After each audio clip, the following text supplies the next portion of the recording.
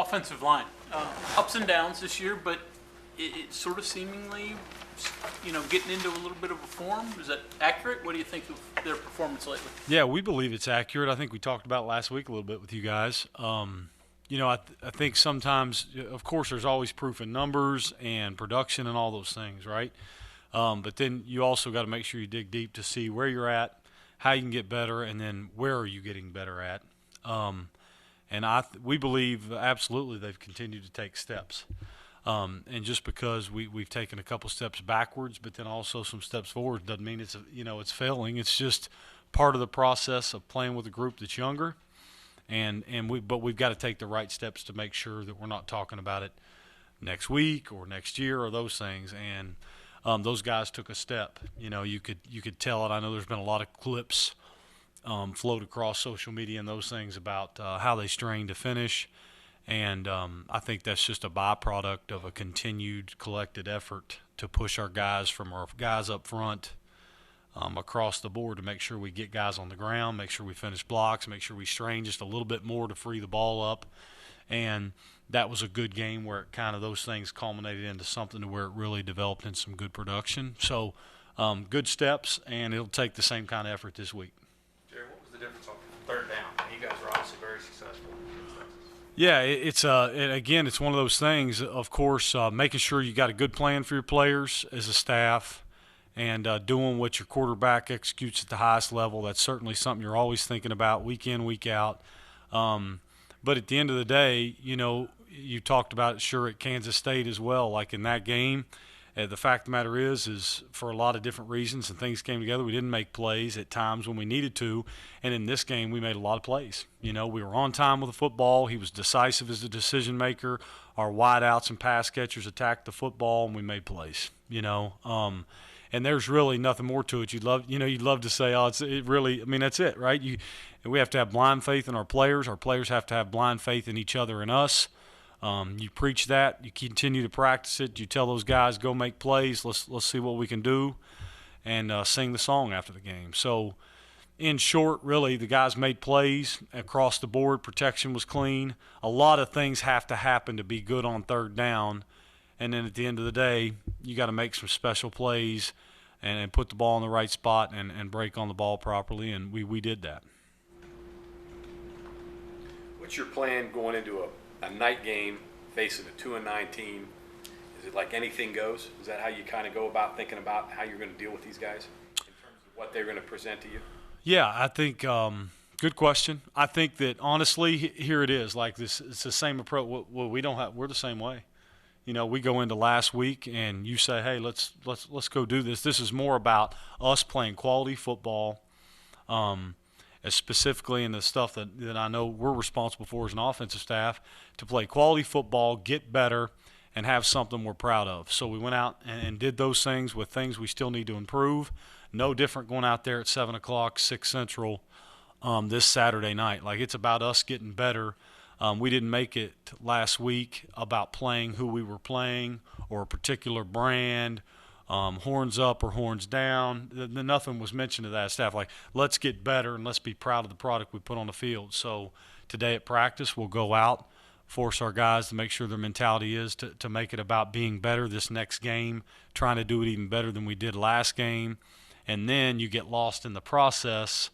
And it's not a cliche statement. It's just you get lost in the process of making sure we hold a standard of Mountaineer football as opposed to worrying about what game number it is in the win column or the situation or environment that there may be or may not be. It's just really about going to go play football because it's the right thing to do the right way.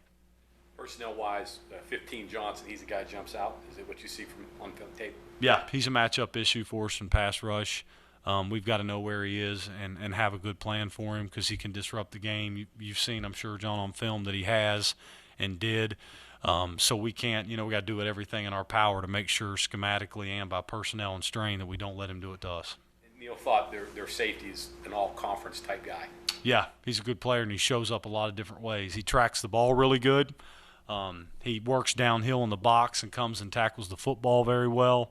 And plays with high energy, does a really good job from what I understand in the return game as well. So he's a complete player.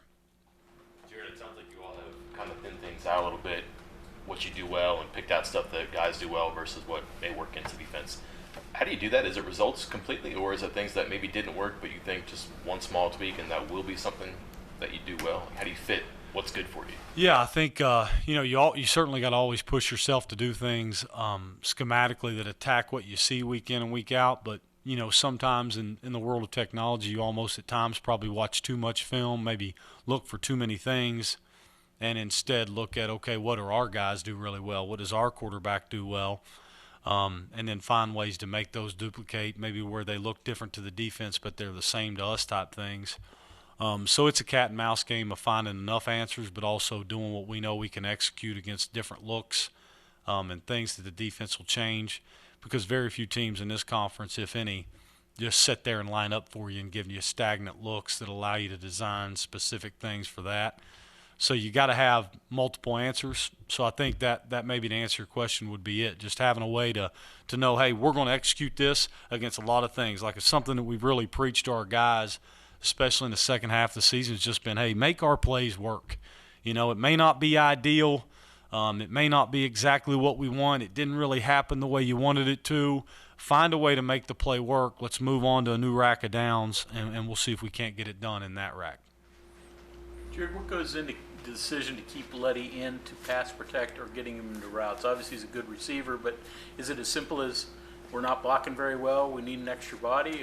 What goes into that thought process? Yeah, probably not that simple. I mean, honestly, just a difference in, hey, do you want him out and about by protection, and how many do we want to get out in routes? Do we want to shore up our protection and do things off of a 6-man type pro or 7? There's several different numbers go into it. And then, of course, him getting touches and getting him in space factor in as well. So probably a lot to answer you. Growth-wise, where have you seen Wyatt Milam grow this so far? Well, the biggest thing is he's in a point now in his career where at a young age he's played a lot of football, meaningful football, in meaningful games. So what better to stand in that fire at his age and be able to progress the way he has. And I think that Coach Moore, Coach Brown, and everybody involved has done a really good job of progressing him the right way. Failure is good, but too much failure isn't. You know what I mean?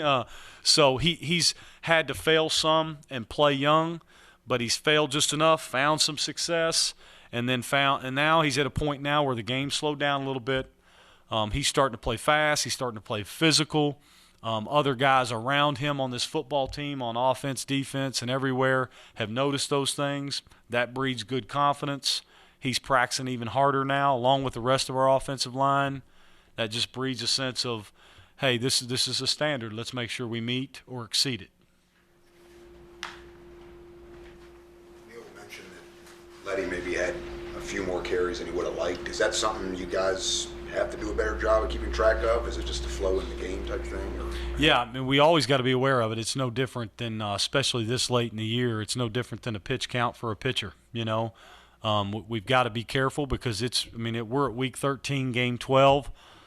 Letty has played a pivotal role in this football program and in his career, and certainly this year, and we know we've got to make sure we do things to get him the football unconventionally that allow him to take some big hits off, which I think we've done that better this year.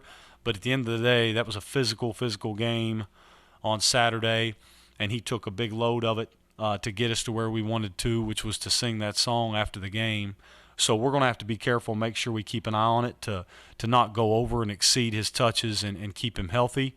But we also know there's a physical component to week in, week out, so other guys will have to step up as we find a way to finish this thing.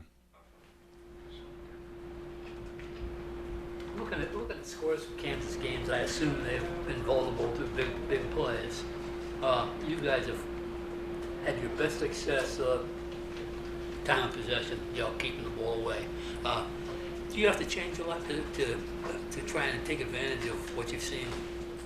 Not really. I think we're at a point now where maybe we're finding some rhythm, and so there's a piece of it of making things fit for what we do the best, and then where we take our chances and finding new plays and different things we have to do would be off film we see from them, and then just making sure it doesn't tip the scales as being too much for us. So we won't change all that much. We'll commit to what our guys do and know that we empower them to make them work. So I think that's where we're at in this late in the year.